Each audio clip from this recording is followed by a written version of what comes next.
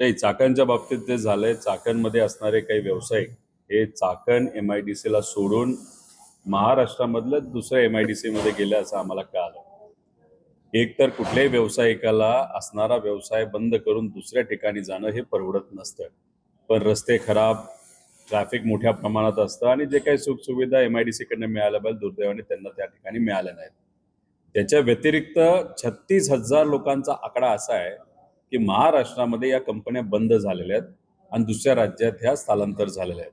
हा आकडा अतिशय घातक आहे. कारण एकतर विद्यार्थ्यांना नोकऱ्या मिळत नाहीत आणि आहे त्या नोकऱ्या म्हणजे कंपन्या बंद झाल्यामुळे आहे त्या नोकऱ्या या लोकांच्या जात चाललेल्या आहेत.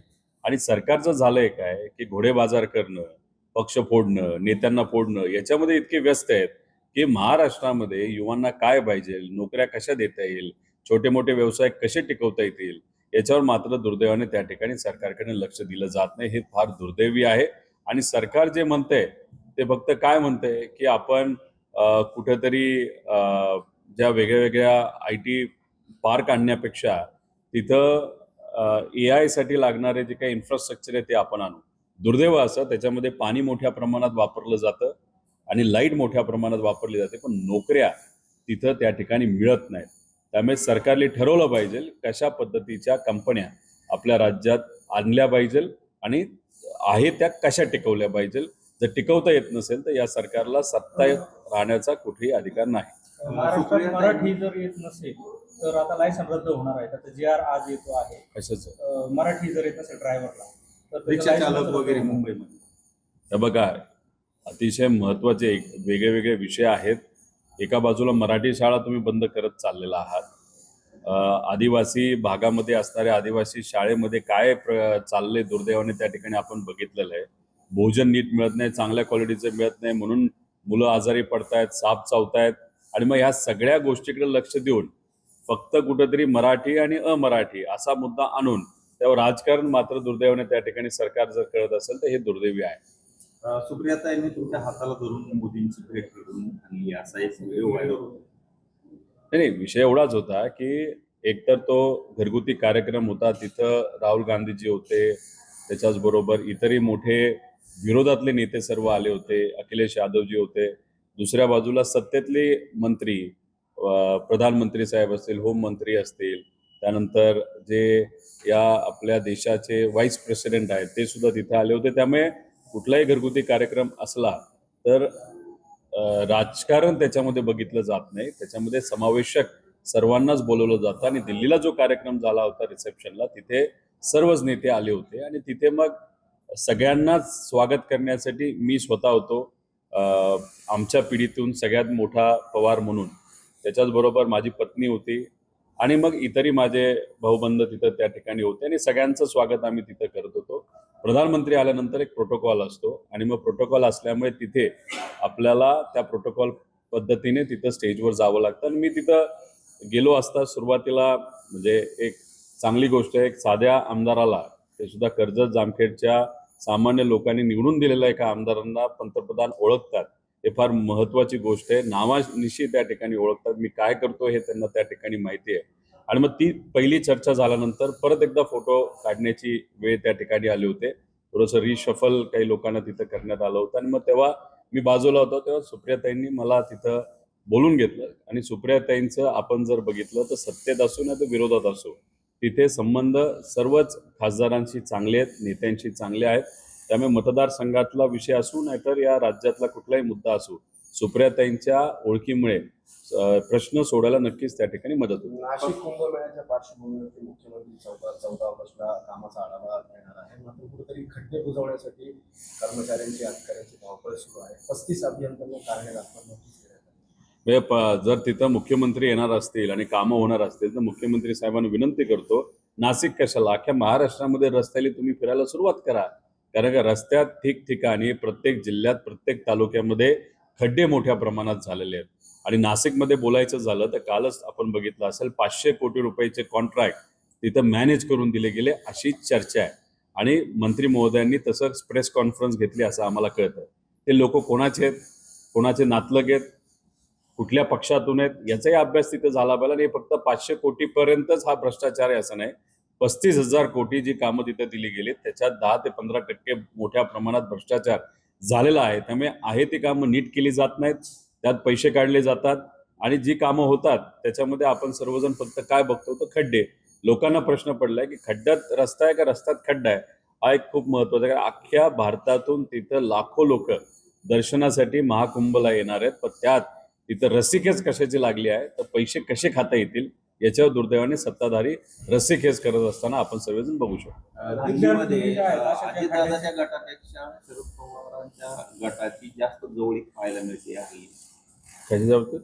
दिल्लीमध्ये जे सध्या भेटीगाठी वगैरे सुरू आहेत, तर अजितदादांच्या राष्ट्रवादीपेक्षा शरद पवारांच्या राष्ट्रवादीची जवळीक जास्त पाहायला मिळते. नाही, विषय असाच आहे की सुप्रिया त्यांची मुलगी रेवती याचं जर रिसेप्शन असेल आणि त्या रिसेप्शनला सर्व पक्षातले नेते आले असतील, त्याला राजकीय रंगातून नाही तर राजकीय चष्म्यातून बघण्याचं कारणच नाही. तो एक सामाजिक घरगुती कार्यक्रम होता आणि तिथे पवारसाहेब 65 वर्ष त्यांनी समाजकारण राजकारण केलेलं आहे.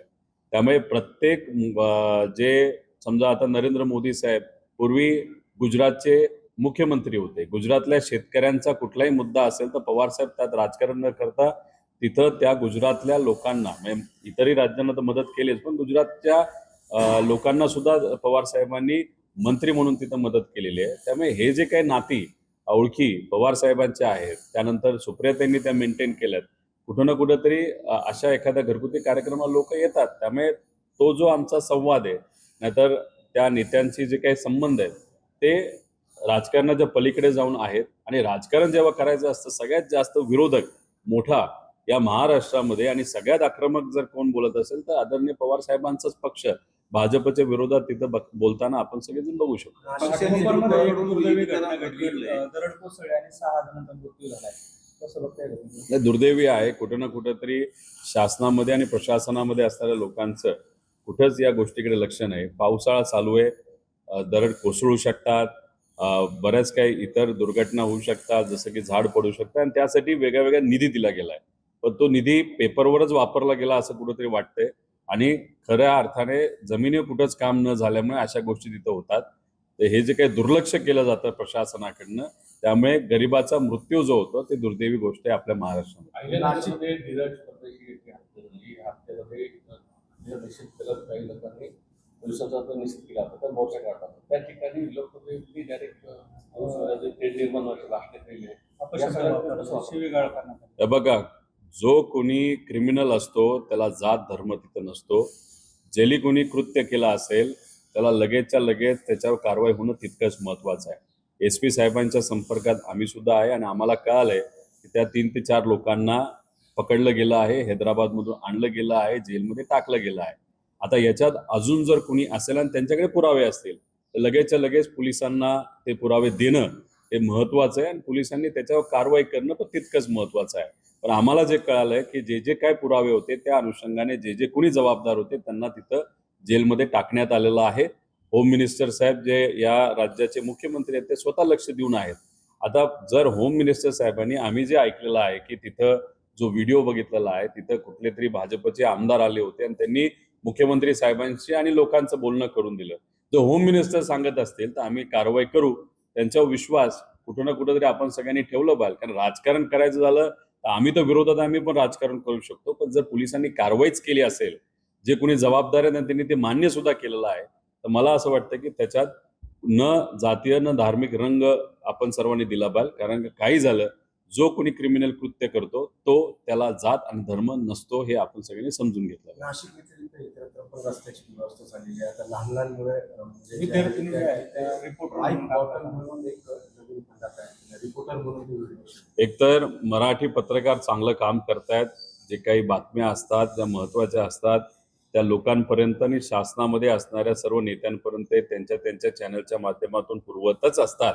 पण आता मराठी पत्रकार सुद्धा आता कमी पडायला लागलेत. इतके खड्डे आपल्या या राज्यामध्ये विविध तालुक्यात जिल्ह्यांमध्ये आपल्या सगळ्याला बघायला मिळतात आणि ती जबाबदारी कुणी घेतली आहे तर जेनजीच्या पलीकडे जाऊन जे जेन अल्फा असतात जे आता स्कूलमध्ये आहेत अशा मुलामुलींनी ती जबाबदारी घेतली. चांगली गोष्ट आहे. ते तिथं त्यांच्या भागामध्ये असणारे जे काही खराब रस्ते आहेत त्यांना शाळेत जायला जो त्रास होतो हॉस्पिटलला जायला त्रास होतो तो त्यांच्या व्हिडिओच्या माध्यमातून सत्ताधाऱ्यांपाशी ते मुद्दे आणत चाललेले आहेत. त्यांचं खऱ्या अर्थाने आपण सगळ्यांनी स्वागत केलं पाहिजे आणि बोलताना सुद्धा एक विशिष्ट शैलीमध्ये ते बोलतात.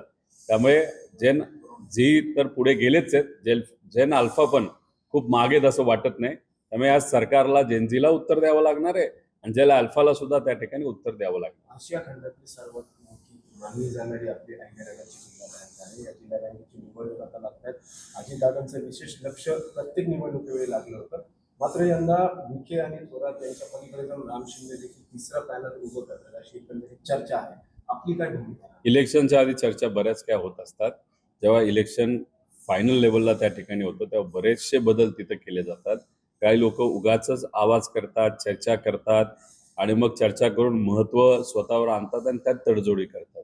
त्यामुळे काही प्रमाणात काही लोक विकासात्मक राजकारण करतात आणि काही लोक याच्यातून फक्त आपलं कुठेतरी चर्चा झाली पाहिजे, बातमीत आपण आलो पाहिजे या अनुषंगाने वेगळ्या काही गोष्टी करण्याचा प्रयत्न त्या ठिकाणी करत आहेत. जिल्ह्याच्या बँकेचे इलेक्शन ही काही तशी सोपी नाही आणि अहिल्यानगर जिल्ह्याची तर अजिबात सोपी नाही. हे सगळ्यांनी त्या ठिकाणी नोंद घेतली पाहिजे. पक्ष नेतृत्वाकडून विलिनीकरणाला उशीर होतोय अशी चर्चा आहे. पक्ष नेतृत्वाकडूनच विलिनीकरणाला उशीर होतोय अशी कुठले चर्चा पक्षप्रमुख? तुमची असतील तो आमची चर्चाच नाही ना, मग आमचा उशीर कसा होईल चर्चेसाठी? आमचा मुद्दा येत नाही, आमची चर्चाच त्याच्यामध्ये त्या ठिकाणी सुरू नाही. त्यामुळे आमच्या पक्षाकडनं कुठल्याही प्रकारची चर्चा न सत्ताधारी पक्षाबरोबर त्या ठिकाणी आहे, न काँग्रेस सारख्या विरोधात असणाऱ्या कुठल्या पक्षाबरोबर आहे. आम्ही निर्णय घेतलेला आहे की आम्ही लोकांबरोबर राहून या जो सरकार आहे या सरकारच्या विरोधात त्या ठिकाणी आम्ही लढत आहोत. भाजपच्या नेत्यांसोबत जवळ वाढत आली. जयंत पाटील मुख्यमंत्र्यांना भेटले किंवा खासदार जे आहेत ते तिकडे मोदींना अमित शहाना भेटताय. मला जे कळालेलं आहे की जे काही मतदारसंघातले काही महत्त्वाचे मुद्दे असतात आणि तुम्ही बघितलं असेल अधिवेशनामध्ये सगळ्यात जास्त मुख्यमंत्री साहेबांच्या विरोधात बोलतो मी. पण जेव्हा एखादा सामाजिक नाहीतर मतदारसंघाचा एखादा मुद्दा असतो, नाहीतर समजा सामूहिक विषयातून महाराष्ट्राच्या हिताचा एखादा मुद्दा असतो तेव्हा आम्ही मुख्यमंत्री साहेबांना भेटतो. आता मुख्यमंत्री हे राज्याचे प्रमुख, खासदारांचे प्रमुख तसं बघितलं तर पंतप्रधान. त्यामुळे पंतप्रधानला खासदारांनी भेटलं म्हणजे काय चुकीचं केलं असं नाही. शेवटी भूमिका घेणं महत्त्वाचं. जेव्हा केव्हा भूमिका घेण्याची वेळ येईल तेव्हा हे आठीच्या आठी आमचे जे खासदार आहेत आदरणीय पवार साहेबांच्या मार्गदर्शनाखाली सरकारने जर संविधानाच्या विरोधात, लोकशाहीच्या विरोधात निर्णय घेतला तर त्याचा विरोध करत असताना या सरकारच्या विरोधात आमचे खासदार, सर्व खासदार तुम्हाला त्या ठिकाणी बघायला मिळतात. महसूल मंत्री बावनकुळे सांगतायत 22 लाख प्रमाणपत्र मराठ्यांना वितरित करण्यात आले. शिंदे समिती स्थापन झाली. शिंदे समिती स्थापन झाल्यानंतर आता जरांगे आक्रमक झालेला आहे. महाशिरस येथे त्यांची सांगता सभा होणार आहे पश्चिम महाराष्ट्राची आणि तिथून आंदोलनाची हात घेण्याची शक्यता आहे. कसं बघताय? नाही, आम्हाला सरकारलाही सांगायचंय, सर्व सामाजिक कार्यकर्त्यांना पण सांगायचंय, लढा लढणारे समाजासाठी सर्वांना मला खरं तर विनंती करायची की सुरुवातीपासूनच आपण हेच सांगतोय की जर मराठा समाजाला आपल्याला कोर्टात टिकणारं आरक्षण द्यायचं असेल, धनगर समाजाला कोर्टात टिकणारं आरक्षण द्यायचं असेल तर मग आपल्याला घटना दुरुस्ती केल्याशिवाय दुसरा कुठला पर्याय नाही. घटना दुरुस्ती करायची असेल तर हे सगळे मुद्दे कोणासमोर मांडावे लागणार आहेत? तर पंतप्रधानांसमोर मांडावे लागणार आहेत. कुठं मांडावे लागणार तर पार्लमेंटमध्ये मांडावे लागणार आहेत. आणि मग पार्लमेंटमध्ये मोठ्या संख्येने मतदान त्या ठिकाणी घेऊन घटना दुरुस्ती करून हे आरक्षण आपल्याला कोर्टात टिकणारी आरक्षण त्या ठिकाणी मिळू शकतात. त्यामुळे लढा जर लढायचा असेल तर केंद्रात जाऊन दिल्ली समोर लढणं हे आपल्या सर्वांसाठी महत्त्वाचं आहे.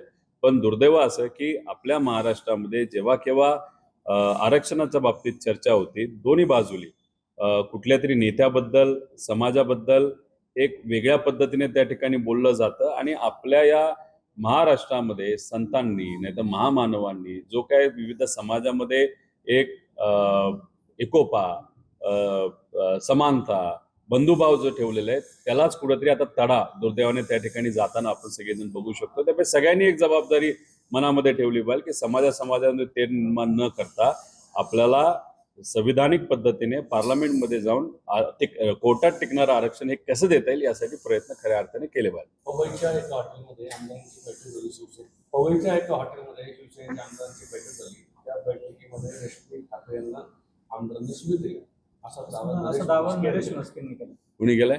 नरेश म्हस्के बघा आता जे लोक घरदार सोडून विचार सोडून समजा सत्ताधारी पक्षामध्ये गेले असतील त्यांच्यावर किती तुम्ही विश्वास ठेवणार आहे? विचारावरच त्यांची बांधिलकी त्या ठिकाणी नाहीये. तर आज येऊन नुसता वाद निर्माण होण्यासाठी नाहीतर कुठेतरी आहे त्या आमदारांमध्ये नाहीतर खासदारांमध्ये एक कुठेतरी एक तेढ निर्माण व्हावा असा कुठेतरी प्रयत्न कदाचित त्यांनी त्या ठिकाणी केला असावा. त्यामुळे जे लोक विचाराला पक्के नाहीत यांच्यावर खूप विश्वास ठेवून पण चालणार नाही. सरकारच्या ज्येष्ठ अंदाज अभिनेत्री. समिती मागच्या वेळेस सरकारची जी अंदाज समिती आहे जिल्ह्यामध्ये आढावा घेण्यासंदर्भात मागच्या वेळेस धुळ्याला एक प्रकरण झालं होतं. त्याच्यानंतर परत ते समिती बरखास्त करण्यात आली. आता पुन्हा ती समिती जी आहे तर ती जिल्ह्यात जाऊन आढावा घेत आहे. नगरमध्ये पण ती महानगरपालिका असेल महसूल विभाग असेल ताशेर वगैरे आहे. मात्र जे मागचं धुळ्याला जे प्रकरण घडलं होतं त्याचं जे सत्य अजून बाहेर आलेलं आहे कसं बघता?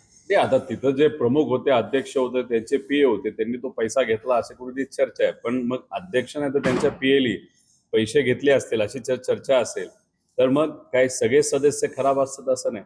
त्यांची एक जबाबदारी असते आणि त्या अनुषंगाने ते अहिल्यानगरला आले होते. आणि आम्हाला जे कळालेलं आहे की आता समजा महानगरपालिका इथली जी आहे इथं मुरुम काढायला नाहीतर नदीतला जो काही माती काढायला जो खर्च सरकारकडनं दिलेला आहे पर क्युबिक मीटर काही 20 रुपयाच्या आसपास असेल तर इथं तो 250च्या पुढे गेलेला आहे खर्च. त्यामुळे 20-20 कोटी रुपये फक्त जर वाळू काढण्यासाठी नाहीतर माती काढण्यासाठी खर्च केला जात असेल आणि तो सुद्धा सरकारी दिलेल्या एस्टिमेट पेक्षा कितीतरी जास्त. मग असा तो प्रश्न आणि जे काही भ्रष्टाचार होतो त्याच्यावर तो बोललं जाईल. त्यामुळे अंदाज कमिटीला याच्यावर बोललंय असं आम्हाला कळलेलं आहे. रेव्हेन्यू डिपार्टमेंटमध्ये गौण खनिजेचा एक फार महत्वाचा विषय हा अंदाज समितीने घेतला होता. आणि या जिल्ह्यामध्ये जे काही जलजीवन मिशनच्या अंतर्गत कामं झाली आहेत बरीचशी इनकम्प्लीट आहेत खराब क्वालिटीचे झाले आहेत याच्यावर सुद्धा चर्चा झाली असं आम्हाला कळतंय. आणि याच्यावर काही साक्ष सुद्धा येत्या काळामध्ये अंदाज कमिटीचे सर्व आमदार घेतील अशी चर्चा आहे. त्यामुळे जो भ्रष्टाचार झाला असेल तर कुठं ना कुठंतरी या समितीच्या अहवालाच्या अनुषंगाने तो पुढे सुद्धा त्या ठिकाणी आला पाहिजे. ज्येष्ठ अभिनेत्री उषा चव्हाण यांची एक कौटुंबिक मालमत्ता आहे, जमीन आहे पुण्यामध्ये आणि त्याचा टीडीआर त्यांना हस्तांतरित होत नाही. यावरून त्यांनी काही दिवसापूर्वी एक पोस्ट टाकली होती. त्यावर त्यांना एकनाथ शिंदे साहेबांनी दिलासा देखील दिला होता. मात्र आजही त्या प्रकरणात कुठलाही निर्णय लागलेला नाही. कालही त्यांनी एक पोस्ट तशाच टाकली. आता एखाद्या ज्येष्ठ ऍक्ट्रेस असतील आणि त्यांनी तो मुद्दा त्या ठिकाणी मांडला असेल त्याला जर राज्याचे उपमुख्यमंत्री उत्तर देत असतील तर मला असं वाटतं गरिबाली सुद्धा एखादा मुद्दा मांडला तो तितकाच महत्वाचा असतो. गरिबाला सुद्धा बऱ्याच अडचणी आहेत पण त्या अजूनपर्यंत सुटत नाहीत. आता उपमुख्यमंत्र्यांनी सांगून सुद्धा जर एवढ्या मोठ्या कलाकाराच्या अडचणी सुटणार नसतील तर गरिबाली काय करायचं? त्यामुळे ही आजच्या या राज्यामध्ये आपण जर बघितलं तर कलाकार घ्या मोठी लोक घ्या नाहीतर आर्थिक दृष्टिकोनातून हलाख्याची परिस्थिती असणारे सामान्य लोक घ्या. त्यामुळे कोणाचंच इथं भलं नाही अशी कुठेतरी वस्तुस्थिती आज आपल्या या महाराष्ट्रामध्ये त्या ठिकाणी दिसते. शब्द देऊन सुद्धा जर कलाकारांचे विषय सुटत नसतील तर गरिबाचे प्रश्न कसे हे सरकार सोडवणार आहेत हा मात्र प्रश्न मोठ्या प्रमाणात इथं निर्माण होतो. पवित्र पोर्टल मार्फत भरती चालू आहे मात्र ते पवित्र पोर्टलचं जे ऍप आहे ते चालतच नाही. विद्यार्थ्यांना त्रास सहन करावा लागतोय.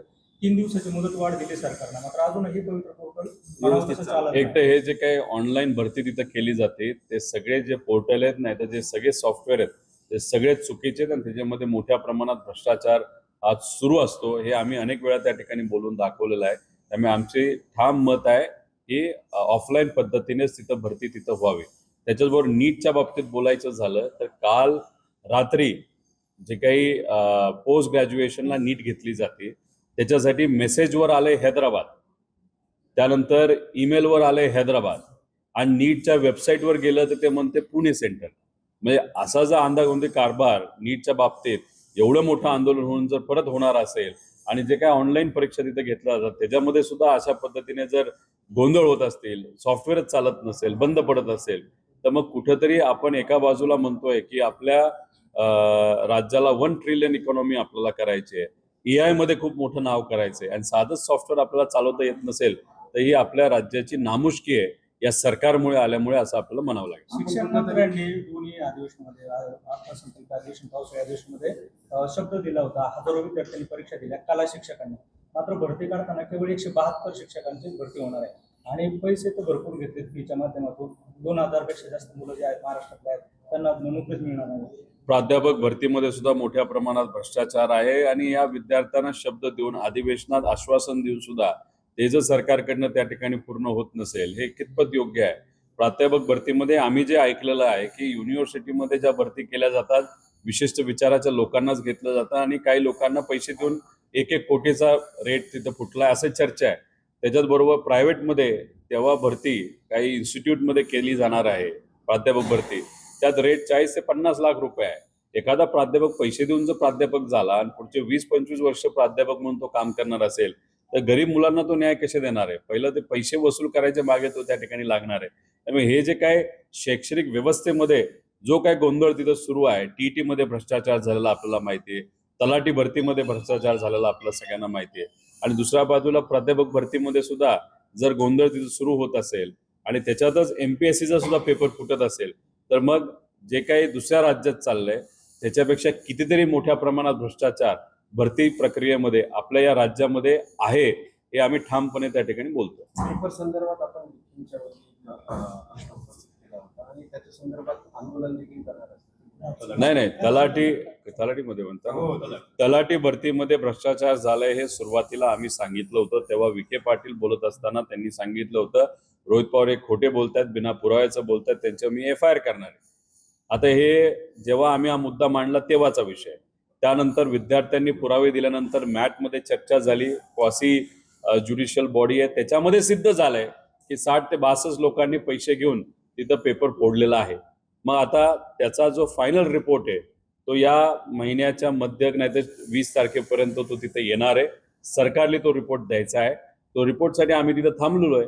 एकदा रिपोर्ट आला तर मग आम्ही दुसऱ्या बाजूला विखे पाटील साहेबांचा राजीनामा तिथं मागू, नाही त्यांच्यावर FIR का करू नये. एवढा मोठा भ्रष्टाचार तलाठी भरतीच्या बाबतीत त्यांनी केला असेल तर हाही प्रश्न त्या ठिकाणी निर्माण होणार आहे. फक्त आम्ही सरकारकडनं काय रिपोर्ट दिला जातोय मॅटला याची वाट मात्र त्या ठिकाणी बघत आहोत. ऋषिकेश गांगर्डे ज्यांनी औषध निरीक्षक पदासाठी घोटाळा बाहेर काढला होता त्याची FIR देण्यासाठी तो पोलीस स्टेशनमध्ये गेला पण त्याला FIR त्याची घेतली नाही. अहिल्यानगरमध्ये एकतर SP चांगले आहेत असं आम्हाला कळतं, त्यांचं काम चांगले, पण तिथे काही ठराविक अधिकारी आहेत आणि PI आहेत ते त्यांच्या डोक्याली काम करतात असं आम्हाला कळतंय. आता आयोगाच्या विरोधात FIR कसं करायचा असा प्रश्न त्या PI ला पडला म्हणून त्यांनी दुर्दैवाने त्या ठिकाणी केला नाही. मग हा मुद्दा आम्ही हातात घेतल्यानंतर आम्ही सगळ्या विद्यार्थ्यांना घेऊन जेव्हा आयोगाला गेलो तिथं आयोगाशी चर्चा केली, त्यांना सगळे पुरावे दिले, त्यानंतर CID कडनं प्रक्रिया तिथं सुरू झालेली आहे. आता पुढच्या 2 दिवसामध्ये CID कडनं सुद्धा तपासचा जो निकाल आहे फायनल तो त्या ठिकाणी दिला जाईल असं म्हणतात. त्यामुळे गांगडे जे आहेत ते आमच्या संपर्कात, इतरही सर्व विद्यार्थी आमच्या संपर्कात आहेत आणि आम्ही आयोगाच्या संपर्कात आहोत, CIDच्या संपर्कात आहोत. त्यामुळे जे काही तिथं घडलेलं आहे, जे MPSC मध्ये पेपर फुटलेला आहे तो दुर्दैवी गोष्ट आहे. पण जे लोक त्याच्यामध्ये जबाबदार आहेत त्यांच्यावर कारवाई झाल्याशिवाय राहणार नाही. आणि आमचा थोडासा काही प्रमाणात असंही मत आहे की MPSCचे जे अध्यक्ष आहेत त्यांच्याबद्दल सुद्धा आम्हाला काही डॉक्युमेंट्स तिथे मिळालेले आहेत की ते फार स्वच्छ प्रतिमेचे नाही आहेत अशी आम्हाला पत्र त्या ठिकाणी मिळालेलं आहे आणि बऱ्याच विविध विभागामध्ये त्यांनी चुकीच्या पद्धतीचं काम केलं अशी सुद्धा चर्चा आहे. आणि मग अशा चुकीच्या चर्चेमध्ये अडकलेला एखादा व्यक्ती जर तिथं आयोगाचा अध्यक्ष म्हणत असेल तर मग तिथं जे काही अधिकारी होणारे अधिकारी ते त्यांच्या पूर्ण प्रक्रियेबद्दल शंका निर्माण होऊ शकते अशी भीती आम्हाला सगळ्यांना वाटते. पुण्यामध्ये दारूच्या नशेत धुडगूस घालणारे तरुण पाहायला मिळालेले आहेत. बिअरच्या बाटल्या हातात घेऊन कारमधून अर्धे बाहेर पडून धुडगूस. आता होम डिपार्टमेंटचं कुठंच तिथं धाक राहिला नाही असं आपण तिथं म्हणावं लागेल. होम डिपार्टमेंट VIP लोकांना सुरक्षा देण्यामध्ये व्यस्त आहे. कुठंच तिथं पोलीस प्रशासन ज्या पद्धतीने काम करायला पाहिजे तसं काम तिथं केलं जात नाही. पालघरमध्ये आपण बघितलं असेल एक मुलगा मुलगी एका मोटरसायकलवर जात असताना ऍक्सिडेंट झाला आणि तिथं त्या मुलीला, म्हणजे मुलगा तर पळून गेला ती दुर्दैवी गोष्टच आहे, पण त्या मुलीला मदत करण्यापेक्षा 4 लोकांनी त्या मुलीवर अत्याचार केला, रेप केला. तसंच पुरंदरमध्ये 10 वर्षाच्या मुलीवर तिथं रेप झालेला आपण सगळ्यांनी बघितला, 60 वर्षाच्या माणसाली केला. मग होम डिपार्टमेंटचं कुठेतरी जे काही भीती लोकांना वाटायला पाहिजे ती वाटत नाही म्हणून हे दारू पिऊन धुडगूस घालणं, तलवार घेऊन नाचणं, नको त्या गोष्टी करणं हे या महाराष्ट्रामध्ये दुर्दैवाने वाढत चालले आहेत. महिलांवरचे अत्याचार सुद्धा आपल्या या पुरोगामी महाराष्ट्रामध्ये वाढताना आम्ही जेव्हा बघतो तेव्हा खरंच वाईट वाटतं या गोष्टीचं. शक्ती कायदा जो आहे तो सातत्याने मागणी होती पण होताना दिसत नाही, अधिवेशनामध्ये आम्ही तो मुद्दा मांडतो, पण काय आहे की सरकारमध्ये असणारे जे काही पक्ष आहेत त्यांचं महिलांच्या बाबतीत कुठंतरी जे प्रेम आहे ते दाखवायचं वेगळं आणि खरं प्रेम हे वेगळं आहे. त्यामुळे महिलांचे अत्याचार या महाराष्ट्रामध्ये वाढत असताना कुठंच तिथं कडक कारवाई होताना आपण बघत नाही. एक नसरापूरमध्ये तिथं एका लहान मुलीवर अत्याचार झाला, दुर्दैव, आणि तिला मारण्यात आलं. तिथं असणाऱ्या पोलीस प्रशासनाली आणि जे काही वकील आहेत त्यांनी पुढाकार घेऊन चांगलं काम तिथं केलं, पण मग इतर ठिकाणी ते काम होत नाही. मग अशा पद्धतीने भेदभाव का केला जातो? मग सगळ्यांनाच समान न्याय का नाही, असाही प्रश्न तिथं निर्माण होतो. त्यामुळे कडक कायदे, शक्ती कायद्यासारखा कडक कायदा महिलांच्या सुरक्षेसाठी आपल्या राज्यात असणं ही आमच्या अनेक वर्षाची त्या ठिकाणी मागणी आहे, पण दुर्दैवाने त्या ठिकाणी सरकारकडनं या बाबतीत कुठलाही निर्णय हा घेतला जात नाही. 2 दिवसापूर्वी एक पारनेर मधला एका कार्यक्रमातला व्हिडिओ व्हायरल झालेला आहे. कुठला? पारनेरचा एक. त्यात महायुतीचे, भाजपचे माजी तालुका अध्यक्ष आणि राष्ट्रवादी शरद पवार गटाचे अजितदादा. जिल्हाध्यक्ष विकास कामावरून कुटुंबामध्ये पाहायला मिळाली स्टेजवरच बरं स्टेजवर आमदारांचं नाही, आता काय करणार? म्हणजे एकतर मी सुरुवातीपासून सांगतोय की हे जे कोणी भाजप बरोबर गेलेले पक्ष आहेत त्यांना फक्त गाजर दाखवली जाते, नका काळजी करू, तुमचं काम होईल, हे होईल, ते होईल. और दुर्दैवाने तिथं कुठंच काही काम कोणाचंच होत नाही. सत्ताधारी आमदार भाजपचा असला तरी निधी दिला जातो, पण त्याला जे प्रोव्हिजन केलं जातं ते 5 ते 6% त्यात काम सुद्धा होत नाही. आणि दुर्दैवाचं महाराष्ट्रामध्ये असणारे कॉन्ट्रॅक्टर महाराष्ट्र सरकारचं कुठलंही काम करायला तयार नाहीत, कारण का पूर्वीचेच पैसे इतके अडकलेले आहेत. त्यामुळे यांना काय करावं लागणार आहे? एकामेकाच्या केसाच्या काय म्हणतात त्याला, झिंज्या उपटाव्या लागणार आहेत, एवढंच काम त्यांना राहिलेलं आहे. एकामेकावर शिव्या देणार, सत्तेत असून झिंज्या उपटणार, गवत उपटत बसणार, मग ह्याच्यावर कुठंतरी ॲलिगेशन करणार, त्याच्यावर ॲलिगेशन करणार. मग आता विकास कामं तर दाखवता येत नाही सत्तेत असून, मग बाकीचा तमाशा करून मात्र आम्ही कसं बघा या सरकारच्या विरोधात बोलतो हे मतदारांना दाखवण्याचा प्रयत्न, केविलवाला प्रयत्न, हे सगळेच त्या ठिकाणी सत्ताधारी करतात असं आम्हाला वाटतं.